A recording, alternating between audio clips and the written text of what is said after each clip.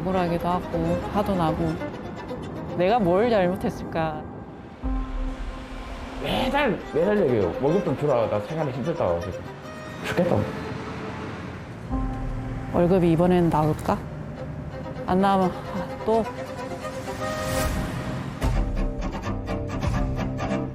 안 주신 거는 왜 안 주신 거예요? 찝찝해서. 월급을 왜 안 주시는 거예요? 무슨 말이죠? 대표님은 안 계세요? 어떻게 합니까? 방송국은 월급 잘 나오니까 뭐 걱정이 없는가 봐요. 얘기를 듣고 나서 촬영하세요.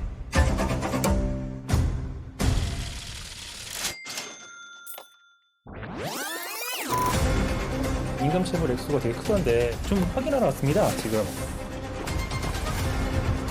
임금 체불의 특징은 본인에게 있는 거예요. 알아서 하게 돼서 이렇게 얘기를 하는 거예요. 월급이 1,000만 원이 나온다는 건 1,000만 원 내고 말겠다는 거안 돼요. 웃긴 건 미안하지만 또 하는 행동도 괘씸해서 안 준 것도 있대요.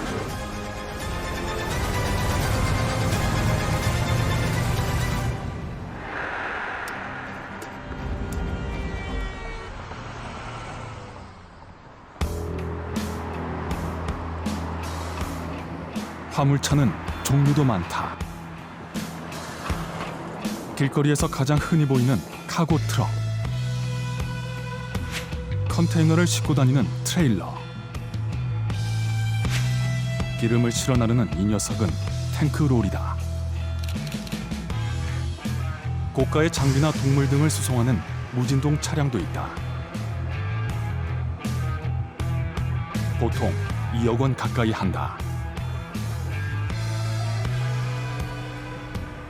김성호 씨는 바로 이 무진동 트럭을 몬다. 벌써 13년째다. 제가 2008년도에 내가 처음에 들어왔을 때는 저희 회사에 차가 2대였어요. 사장님이 차 한 대 운전하고 제가 1호 기사. 기사가 한 명이었죠.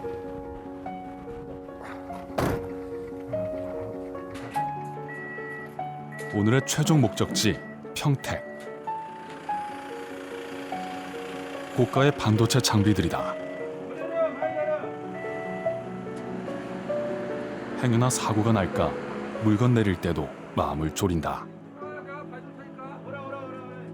내가 봐줄 테니까. 오라 이쪽으로. 이쪽으로. 네. 나 저쪽 가봐. 오케이. 조금만.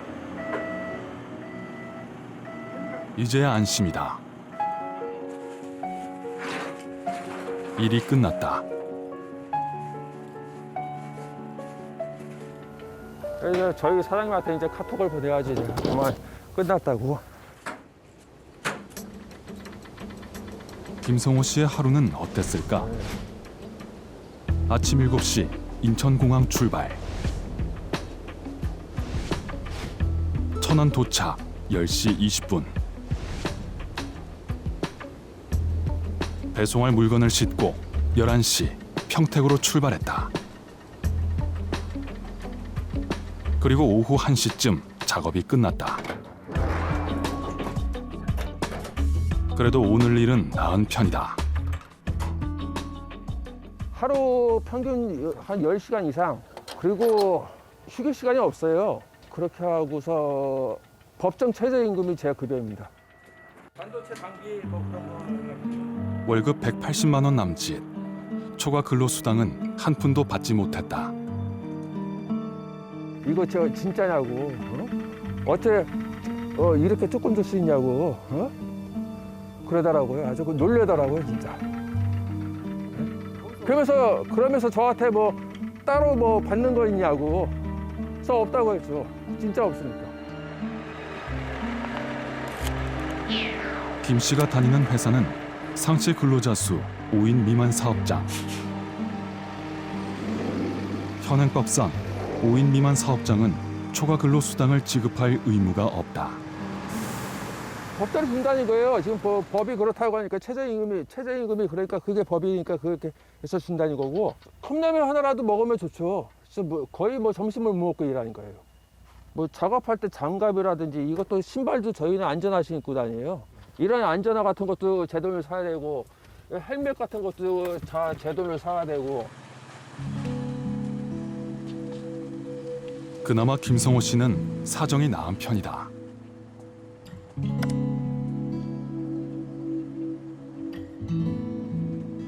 꽃비가 흐드러지게 내리던 날, 김상수 씨가 법률구조공단 사무실을 찾았다.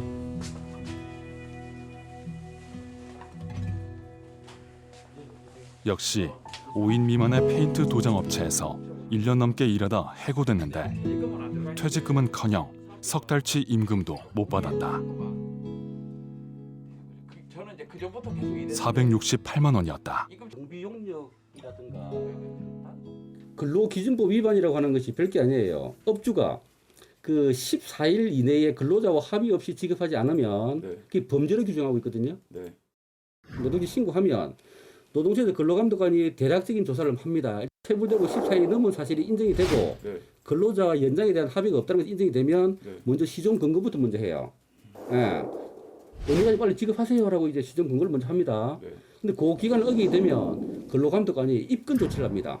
그게 맞다라고 한다면 그 일반 경찰처럼 수사 결과를 이제 검사한테 보내죠. 그래서 이제 검찰에서도 바로 형사처벌하기 전에 한번 조정의 기회를 한번 더 갖는 거예요. 그게 형사조정위원회입니다. 근데 뭐 업주가 자기는 끝까지 못 주겠다고 해버리면 조정이 결렬돼 버린 거죠. 결렬됐습니다. 그럼 이제 근로자의 의사는 저 사람 처벌해 주세요라고 하는 의사가 계속 유지되는 거 아니에요. 그럼 검사는 기소를 합니다. 표본으로. 김상수 씨도 이 과정을 모두 거쳤다. 밀린 석 달치 임금을 달라고 노동청에 신고했다. 근로감독관은 조사 뒤 월급을 지급하라고 권고했지만 사업주는 끄떡없었다. 임금 체불 하계사가 나왔잖아요. 그러면 그 사업주가 노동청에 갖고 어느 정도 인정을 했으니까 그 하계사가 나왔겠죠. 그런데도 그거 갖고 또 못 주니 말이 이거는 좀 아니라고 봅니다. 그럼 이제 아까 얼마나 걸린다고 했어요? 김 씨는 결국 민사 소송을 마음먹었다. 10월달 월급을 안 받는 한에서 지금 바로 넣어준다 하는데 합의 볼 생각이 있느냐? 아니 그럴 것 같으면 조정 합의가 왜 있습니까? 전국을 돌며 페인트 칠을 했던 김상수 씨. 그때만 생각하면 화가 치민다고 했다. 그 땡볕에 위에 옥상 위에 올라가고 그 햇빛 다 맞아가며 그 무거운 거 들어가며 그렇게 일을 했는데 뭐 월급도 못 받고 경비 쓰고. 처음 노동청에 신고한 뒤 벌써 계절이 2번 바뀌었다. 아직도 상수 씨는 월급 한 푼 못 받았지만 사업주는 김 씨가 일을 제대로 안 해 오히려 손해를 봤다고 말했다. KBS에서 나왔는데요. 노동청에서 480만 원 다 인정하긴 했거든요. 지금 노동부에서 제가 인정을 안 해요. 설령 처벌을 받을지언정 월급은 못 주겠다고도 했다. 월급이 얼마 나올지는 몰라요. 월급이 1,000만 원 나온다 그러면 1,000만 원 내고 말지 그럼 안 줘요. 노동청 진정부터 민사소송까지 이 돈을 돌려받으려면 1년은 훌쩍 지나간다. 체불임금은 시간과의 외로운 싸움이다. 퇴직을 당하고 제 나이 46세 지금 1년 2년이 지금 얼마나 아까운지 아세요 지금? 그렇다고 뭐 사업주를 지금 막 지금 당장 구속해갖고 깜빡에 넣어줄게 이런 것도 아니잖아요.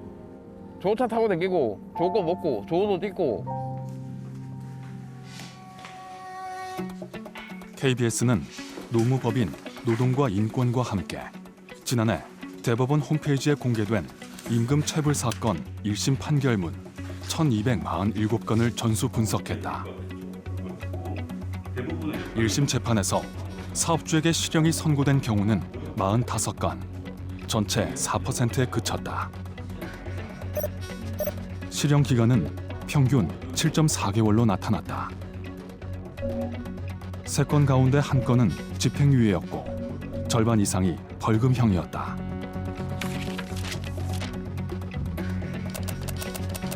벌금형이 선고된 사건의 평균 임금 체불액은 1,500만 원.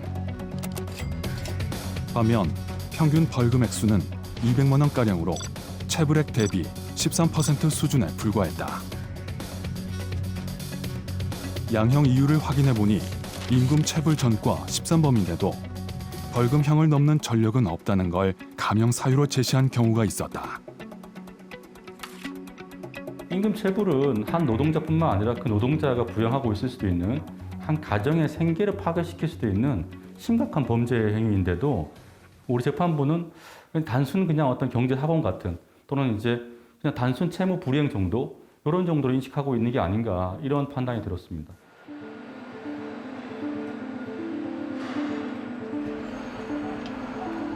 미국에선 임금 체불을 임금 절도라고 표현하고 체불 사업주에게 최대 3배의 징벌적 배상금을 부과한다. The government will enforce that even if the employee does not want them to, because it's the government's job to make sure every employer pays. 반면 우리나라에선 임금을 제때 안 주고 심지어 신고를 해도 질질 끌다가 뒤늦게 돈을 줘도 사업주는 손해볼 게 없다. 때문에 시간을 노동자 편으로 만들기 위해 체불 임금에 대해 연 20% 이자를 부과하는 지연 이자 제도를 적극 활용하자는 목소리가 크다. 이 지연유예 제도가 현재 20%를 주도록 되어 있으나 사문화된 이유는 처벌 조항이 없기 때문입니다.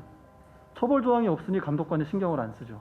처벌 조항을 두어야 되고 그 후에 지연유예 제도가 제대로 적용되도록 감독해야 되는 것입니다.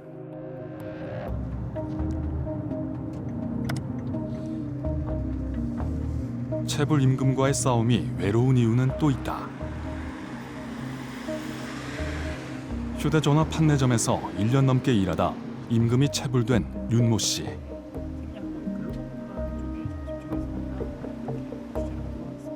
항상 일했던 게 오전 10시서부터 저녁, 그러니까 오후 8시 반까지 일을 했거든요. 하루에 그러면 9시간 넘게 일을 하신 거네요. 네. 같이 오라고 이렇게 맞춰서 오라고. 네. 일한 만큼 돈을 못 받았지만 규정을 잘 모르는 데다 귀찮기도 해 아무 요구도 하지 않았다. 회사를 그만두고 나서야 시민단체 도움으로 못 받은 임금 700만 원을 달라고 노동청에 진정을 냈다. 사업주는 400만 원뿐이라고 주장했다. 황당한 근로계약 조건을 근거로 내세웠다. 대표가 옆에 앉아서 오히려 점심시간에 손님들이 더 올 수도 있고 못 먹을 때도 있으니까 넉넉하게 그냥 2시간 잡자. 그래서 알아서 먹게끔 해서 12시에서 2시 이렇게 점심시간이 되어 있고요. 그리고 저녁시간은 따로 없어요. 그런데 혹시나 이제 배고프면은 먹을 수 있으니까 뭐 저녁시간을 오후 5시부터 7시로 하자. 네. 그렇게 돼서 휴게 시간이 4시간에 거기다가 1시간에 10분씩 네 해가지고 5시간 40분을 쉬었다고. 실제로 쉬셨어요? 아니에요. 어땠어요? 이럴 때는? 1시간 진짜 밥 먹는 1시간도 그냥 밥 먹으면 거의 20분 정도잖아요.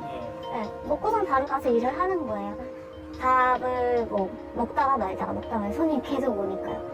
진짜 빈번하게 있었던 거는 뭐 안 먹은 적도 많아요. 못 먹은 적이죠. 네. 더 기가 막힌 건 근로감독관의 말이었다. 그런 거를 근로감독관한테 혹시 얘기를 좀 하셨나요? 얘기를 했는데 증거를 갖고 와라. 그 말밖에 안 해요. 그리고 증거를 갖고 왔어요. 이제 카톡 내용에 그 걔네가 우기는 그 점심시간 2시간, 뭐 저녁시간 2시간, 뭐 여기에 업무 지시를 하고, 뭐 전화도 하고, 뭐 거래처들이랑 한 것도 내용도 다 있어서 그거를 증거 자료를 다 카톡이면 뭐면 다 됐어요. 그러면 이 날만 너가 쉬지를 못하고 일한 걸로 간주할 수 있지만 다른 날에는 5시간 40분 쉰 거라고 볼 수가 있다라고 계속 그렇게 말씀을 하셨어요. 내 편이라고 믿었던 노동청이 꼭 그렇지만은 않다는 걸 알게 된 순간 싸움은 더 외로워진다.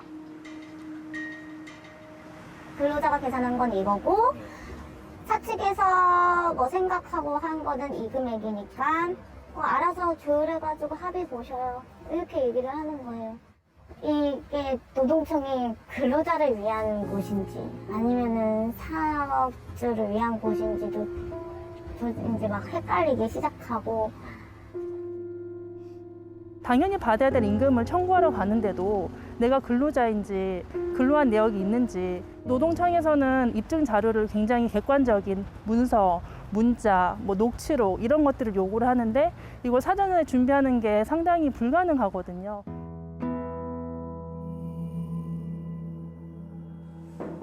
KBS에서 왔는데요. 안녕하세요.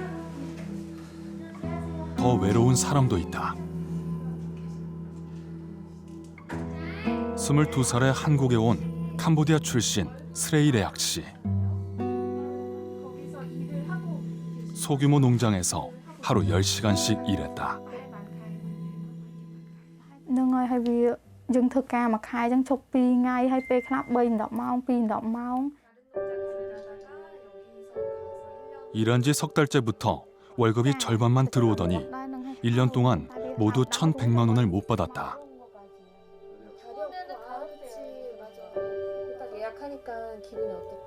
역시 노동청에 진정을 넣고 민사소송까지 이겼다.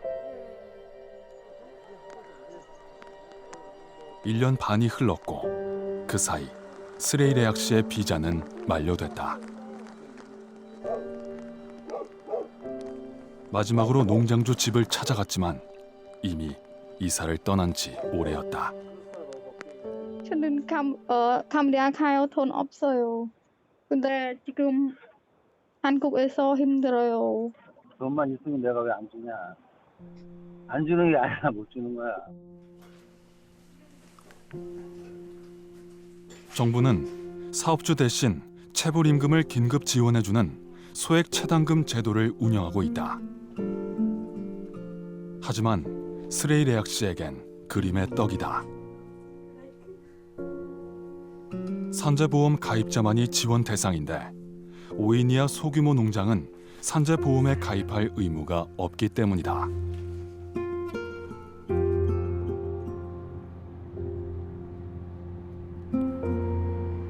지난 3월 5일 스레이 레악 씨는 5년간의 한국 생활을 마치고 캄보디아행 비행기에 올랐다.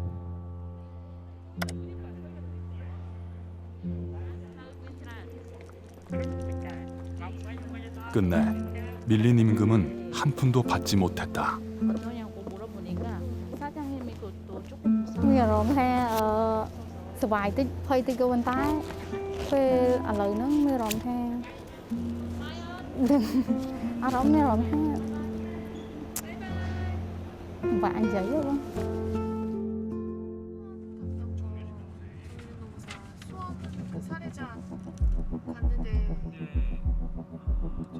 임금 체불 피해는 대부분 작은 사업장에서 일어난다. 지난해 고용노동부에 접수된 임금 체불 신고 사건 가운데 절반 가까이가 5인 미만 사업장에서 발생했다. 취재진이 만난 피해자들 역시 모두 5인 미만 사업장 노동자였다. 영세하다 보니 그만큼 임금 체불이 많다는 뜻이지만 꼭 그런 것만은 아니다.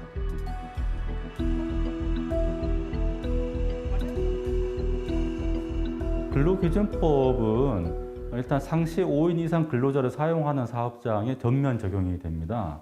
그러다 보니까 연장근로, 야간근로, 휴일근로, 시간의 근로라는 개념 자체가 5인 미만 사업장에는 없고요. 그에 따른 이제 시간의 수당도 안 줄 수 있는 거죠. 하나는 이제 법인으로 등기를 하고 또 이제 개인 사업체 등록도 해가지고 직원을 이렇게 나누는 거죠. 3명, 4명 이런 식으로 해가지고 이제 분리시켜 놓는 이런 방식들을 이제 많이 활용하고 있습니다.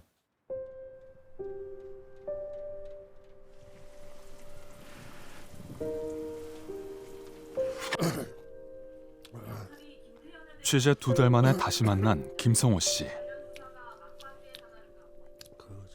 컵라면으로 끼니를 때우고 있었다.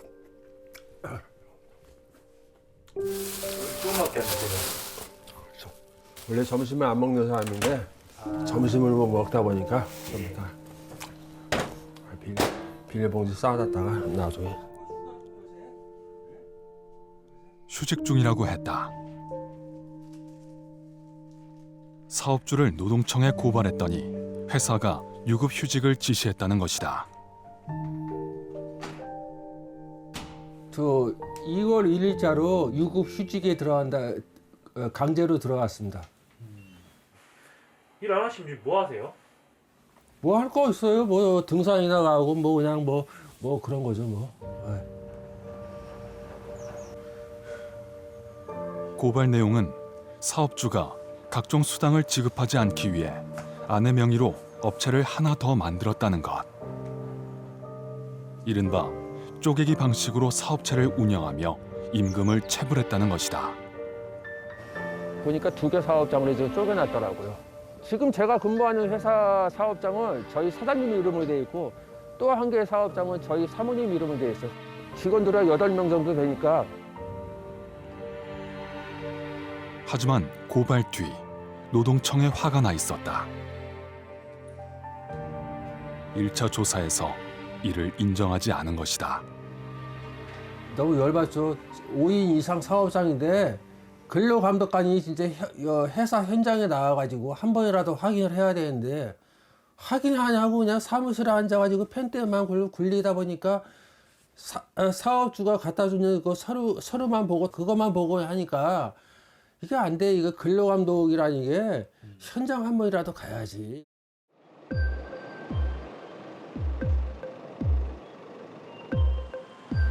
취재진은 사업주의 입장을 들어보기로 했다.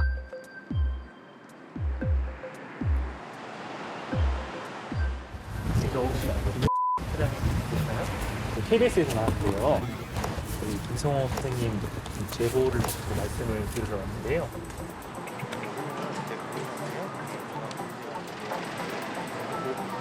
사업주와 동행한 변호인은 노동청 조사 결과를 보면 될 것이라고 했다. 노동청이 진정을 했잖아요. 네. 기관 판단을 받으시는 거고 이게 권리가 있느냐 없느냐에 대해서. 네.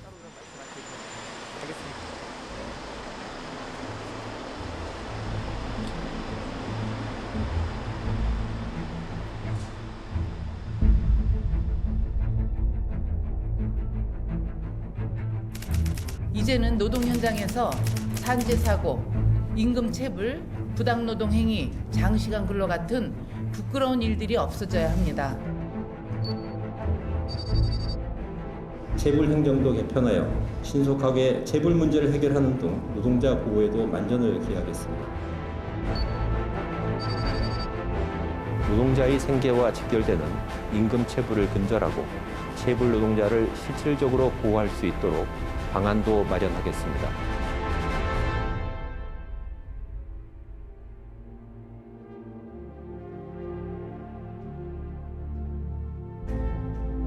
지난해 임금 체불 피해 규모는 1조 6천억 원. 노동자 40만 명이 땀 흘린 대가를 못 받았다. 저희는 임금 몇 개월 동안 못 받아서 생활이 지금 파탄 지경인데 한 40만 원만 내면 벌금 그거 땡이고 저희만 죽어나는 거예요. 그냥.